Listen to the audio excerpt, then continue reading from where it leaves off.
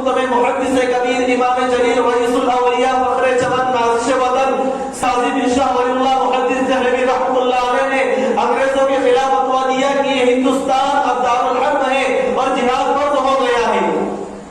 इसके बाद अंग्रेजों की नींद हराम हो गई, जगह जगह आजादी के शोले भड़कने लगे, जगह जगह आजादी की परचम लहराने लगे, सीनों में वलवले मचलने लगे, हौसलों ने अंगड़ाइयां लेनी शुरू कर दी।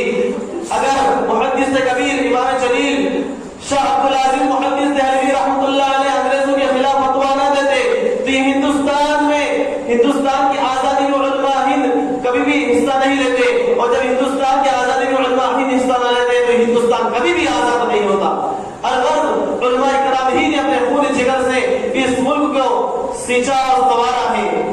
इस पर मजीद कुशाई के लिए मैं नश्त साजिश के पहले शेख सवार मोहम्मद आबिद को इस शेर के साथ दावत देता हूँ। जब गुलिस्तान को फूक की जरूरत पड़ी सबसे पहले हमारी ही गर्दन कटी, फिर भी कहते हैं ये आज पहले चमन, ये चमन है हमारा तुम्हारा नहीं।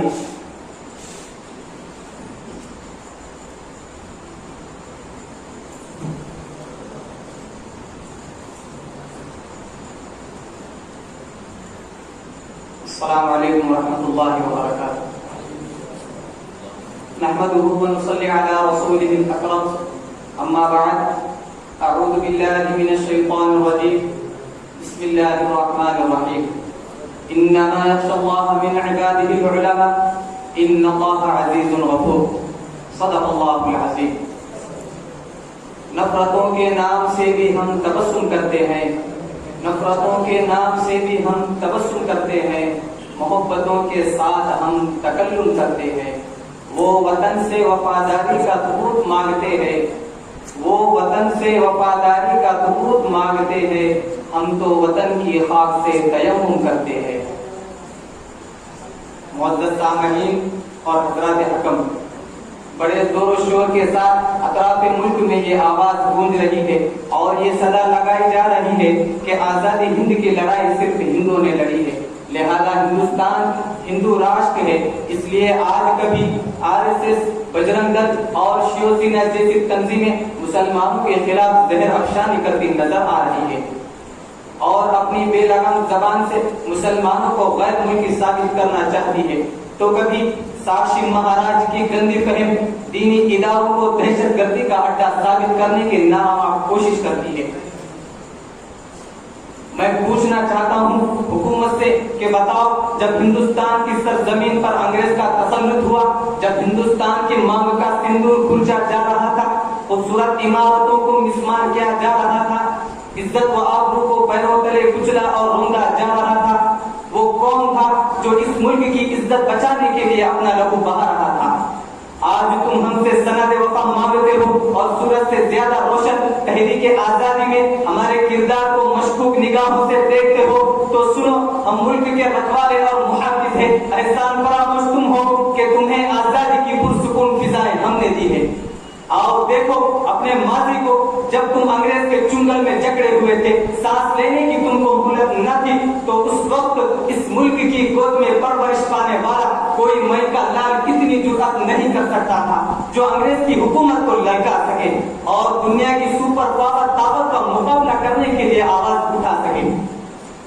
देखो हमारी बेबाकी को जिसने सबसे पहले आवाज उठाई थी वो शेर दिल इंसान, खुदा तक इंसानियत का मसीहा शाह वलीउल्लाह मुहद्दिस दहलवी का फर्जंद शाह अब्दुल अजीज थे। शाह अब्दुल अजीज की आवाज क्या थी? वो आवाज ये थी कि अंग्रेज के खिलाफ जिहाद किया जाए और मुल्क हिंदुस्तान को आजाद किया जाए। शाह अब्दुल अजीज का ये फतवा अंग्रेज के लिए एक खतरनाक पैगाम था जिसने अंग्रेज को बेचैन कर दिया था। इसी आवाज के सहारे उलमा हिंद और खास तौर पर उलमा देवबंद अपने सर से कफन बांधकर अंग्रेज की हुकूमत को खत्म करने के लिए मैदान में निकल पड़े।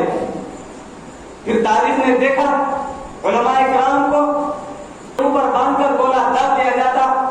उलमा रब की कसम, उलमा इकराम के गोश्त के लोथड़े उड़ गए और फिजाए आसमानी खून से रंगीन हो गई। और ये भी हुआ उलमा इकराम के जिस्मों को तांबे से डाला गया, उलमा इकराम को सुपरों की खालों में बंद करके जलते हुए तंदूरों में डाला गया। लम्हाते तारीख ने यह भी देखा उलमा इकराम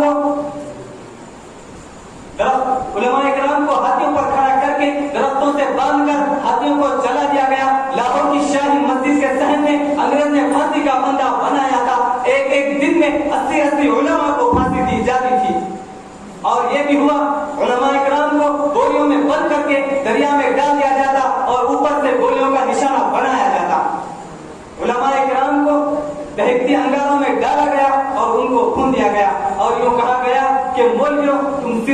بار یوں کہہ دو کہ ہم 1857 کی جنگ آزادی میں شریک نہیں تھے، ابھی چھوڑ دیا جائے گا، لیکن رب کی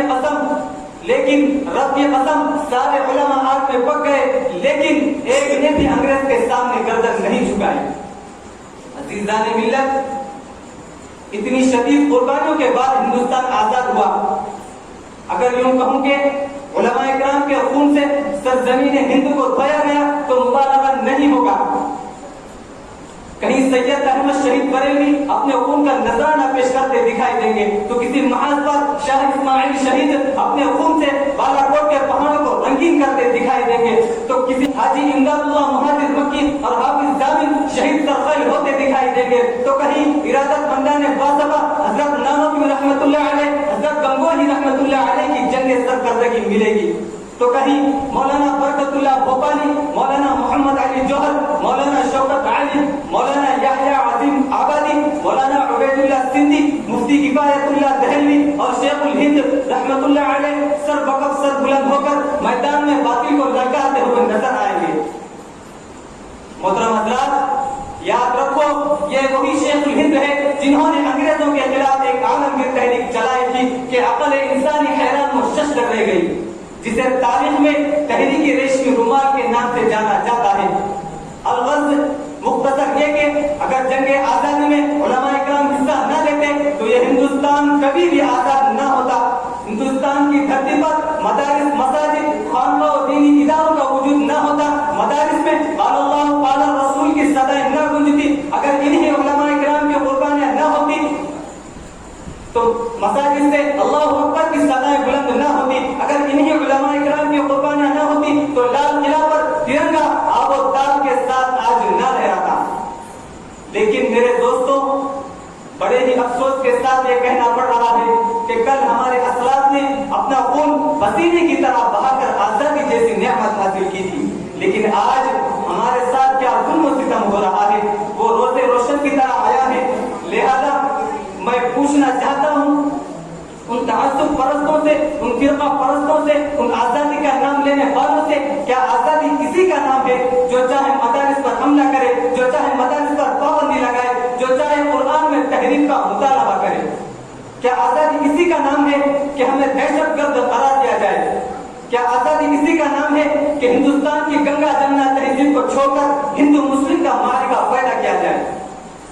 تو یاد رکھیے، ایسے آزادی پر ہم کل بھی لعنت بھیجتے تھے، آج بھی لعنت بھیجتے ہیں۔ ہمیں آزادی چاہیے، رب کے نظام کی آزادی، نبی کے دستور کی آزادی، صحابہ کے نظام کی آزادی، ہندو مسلم سکھ عیسائی کے اتحاد و اتفاق، پریم و محبت کی آزادی۔